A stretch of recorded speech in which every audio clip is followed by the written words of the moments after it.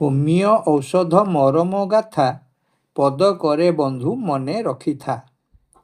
ନମସ୍କାର ପ୍ରିୟ ବନ୍ଧୁଗଣ, ହୋମିଓ ହିଲିଂସ୍ ତରଫରୁ ପଦେ ଅଧେରେ ଗୋଟିଏ ଔଷଧର ସାରାଂଶ ଜାଣିବା। ଆଜି ଏହି ଶୃଙ୍ଖଳାରେ ଆମେ ଜାଣିବା ଚେଲିଡୋନିୟମ ସମ୍ପର୍କରେ। ଡାହାଣ ସ୍କାପୁଲା ନିମ୍ନ ଅନ୍ତଃକୋଣେ ନିରନ୍ତର ଥାଇ ବ୍ୟଥା, ଯକୃତ ସହିତ ଉଦର ପୀଡ଼ାରେ ମନେ ପଡ଼େ ଚେଲି କଥା।